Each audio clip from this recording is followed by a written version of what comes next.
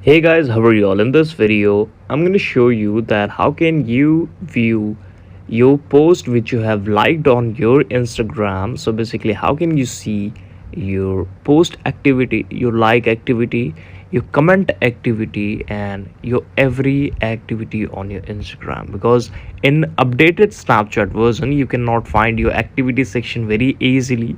So how can you find that? What we have to do, just click on the Instagram application like this. Here, this is my home page. You can see what I have to do. Just click on the right bottom of screen, called my profile icon here like this, and the second step to click on the three dots on right top of screen like this. After that, on the second option, you will see your activity.